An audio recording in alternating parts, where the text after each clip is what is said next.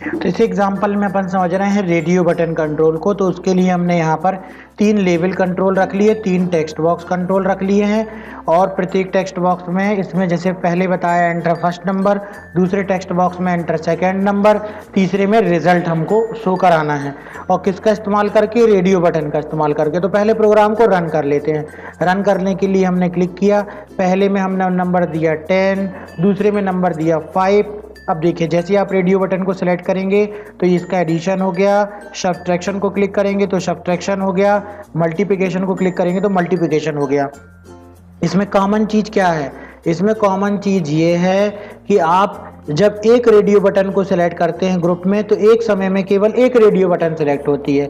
ये radio button की विशेषता है कि ग्रुप में अगर 4 रेडियो बटन है उसमें से एक रेडियो बटन को सिलेक्ट करेंगे तो केवल एक रेडियो बटन सिलेक्ट होगी, अगली रेडियो बटन को सिलेक्ट करेंगे तो केवल एक रेडियो बटन सिलेक्ट होगी और पुरानी वाली अनचेक्ड हो जाएगी। ये रेडियो बटन की प्रॉपर्टी होती है। ठीक है, तो ये देखिए इस तरीके से प्रोग्राम है। इस प्रोग्राम को कैसे बनाया गया है अब हमको ये समझना है। तो रेडियो बटन का यूज मल्टीपल ऑप्शन में से एक ऑप्शन को, केवल एक ऑप्शन को सिलेक्ट करने के लिए इस्तेमाल किया जाता है। तो बाकी सभी कंट्रोल की प्रॉपर्टी की तरह इसकी भी नेम कंट्रोल और टेक्स्ट प्रॉपर्टी, नेम प्रॉपर्टी एक सी होती है। एक प्रॉपर्टी है इसकी जो कि इसमें नई है और वो है चेक्ड प्रॉपर्टी। ये देखो checked property. Checked property false होने पर ये अनचेक्ड हो जाता है, चेक्ड प्रॉपर्टी ट्रू होने पर ये चेक्ड हो जाता है। इसका मतलब ये भी है कि जब रन टाइम में, मतलब जब अपन कोडिंग में अगर इस रेडियो बटन का नाम dot checked is equal to true लिखेंगे, इसका मतलब कि ये चेक्ड है। ठीक है, अगर इस रेडियो बटन का नाम dot checked is equal to true लिखेंगे इसका मतलब ये चेक्ड है। तो चलिए इसके कोडिंग को पहले समझ लेते हैं। ये देखिए 3 वेरिएबल लेते हैं, num1, num2 और रिजल्ट नाम का 3 वेरिएबल हमने ले लिया। अब num1 में हमने टेक्स्ट बॉक्स 1 से वैल्यू लेकर के आ गए, num2 में हम टेक्स्ट बॉक्स 2 से वैल्यू लेकर के आ गए। तो num1 में मान लीजिए 5 हो गया, num2 में 10 हो गया। अब देखो पहला वाला रेडियो बटन की प्रॉपर्टी डॉट चेक्ड है, डॉट चेक्ड लिखा हुआ है। अगर इसमें हम इज इक्वल टू ट्रू नहीं लिखते हैं तो भी इसका मतलब यही होता है कि radio button 1 dot checked is equal to true. तो लिखिए चाहे ना लिखिए एक ही बात है, इज इक्वल टू अगर अपन ट्रू नहीं लिखते हैं। तो पहली वाली रेडियो बटन यदि सिलेक्ट है तो कैसे पता चलेगा उसकी चेक्ड प्रॉपर्टी ट्रू होगी? तो ये बता रहा है, इफ कंडीशन स्टेटमेंट का इस्तेमाल किया गया है। आपने यूनिट सेकेंड में इसको पढ़ा हुआ है कि जो है इफ एल्स स्टेटमेंट क्या होती है। तो यहाँ पर कंडीशन चेक हो रही है कि यदि पहली वाली रेडियो बटन चेक्ड है, यूजर ने चेक करके रखा है, तो दोनों नंबर्स को जोड़ दो और रिजल्ट में डिस्प्ले कर दो और फिर रिजल्ट वेरिएबल को टेक्स्ट बॉक्स 3 में डिस्प्ले करा दो, है ना। लेकिन अगर पहली वाली रेडियो बटन चेक्ड नहीं है तो दूसरी वाली रेडियो बटन को चेक्ड कर दीजिए, है। अगर दूसरी वाली रेडियो बटन चेक्ड है तो दोनों को घटा दो, वेरिएबल रिजल्ट में स्टोर कर दो और रिजल्ट को टेक्स्ट बॉक्स 3 में दिखा दो। अगर दूसरी वाली रेडियो बटन भी चेक्ड नहीं है तो तीसरी वाली रेडियो बटन चेक्ड होगी ही, फिर तो दोनों का मल्टीप्लिकेशन कर दो नंबर का, उसको रिजल्ट में स्टोर करा दो, रिजल्ट की वैल्यू को टेक्स्ट बॉक्स 3 में डिस्प्ले करा दो। तो यहाँ पर इफ एल्स स्टेटमेंट का इस्तेमाल किया गया है और रेडियो बटन को देखा गया है कि कौन सी रेडियो बटन चेक्ड है। जो भी रेडियो बटन चेक्ड होगी कंडीशन उसके अनुसार चलेगी और रिजल्ट जो है टेक्स्ट बॉक्स में डिस्प्ले हो जाएगा। तो रेडियो बटन का इस्तेमाल किस लिए किया जाता है? ये चेक करने के लिए, मल्टीपल आइटम्स में से ऑप्शन में से एक ऑप्शन को सिलेक्ट करने के लिए इसका इस्तेमाल किया जाता है। तो जस्ट हमको इस तरीके से डिज़ाइन बनाना होगा और इस तरीके से प्रोग्रामिंग करनी होगी, है ना। इसको एक बार चलिए ब्रेक करके चलाते हैं। यहाँ पर रोक दिया हमने, यहाँ पर रोक दिया, यहाँ पर हमने नंबर दिया 5, यहाँ पे नंबर दिया 10। अब देखिए जैसे हम एडिशन में क्लिक करेंगे तो ये देखिए यहाँ पर ये रुक गया।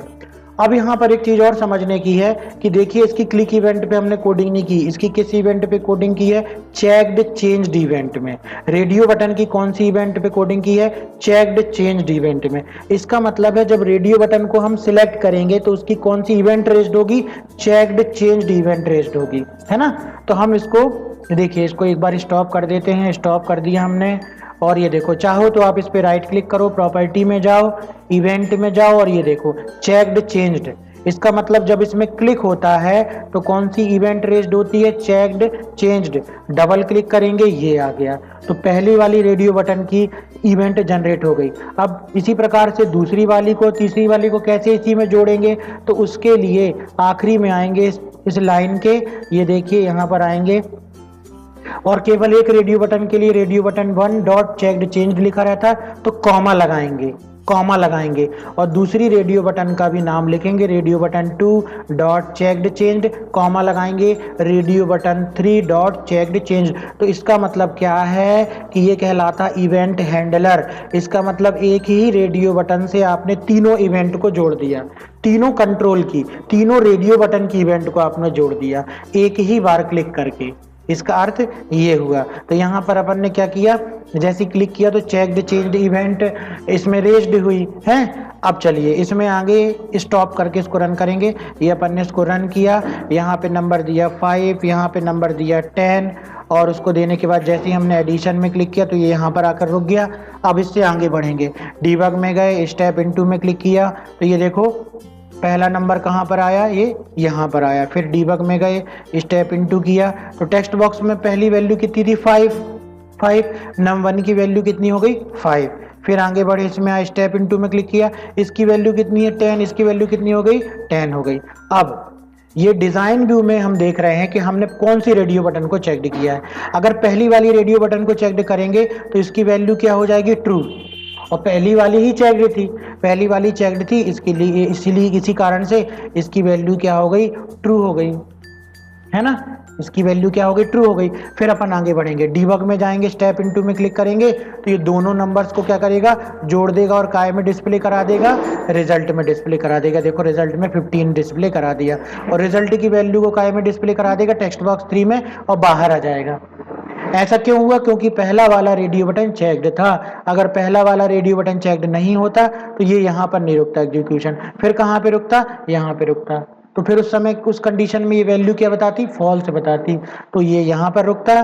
फिर अगर तीसरा वाला अगर चेक्ड करके रखे होते आप तो दोनों में फॉल्स बताता और तीसरे में आकर के रुक जाता और तीसरे में फिर वो मल्टीप्लिकेशन को डिस्प्ले करा देता, है ना। तो ये किस प्रॉपर्टी से पता चल रहा कि वो सिलेक्ट है कि नहीं, चेक्ड प्रॉपर्टी से। तो मुख्य प्रॉपर्टी हुई रेडियो बटन की चेक्ड प्रॉपर्टी, और रेडियो बटन का इस्तेमाल किया जाता है मल्टीपल आइटम में से एक आइटम को सेलेक्ट करने के लिए, और उसका एग्जाम्पल आपके सामने ये रहा। तो ये रही रेडियो बटन।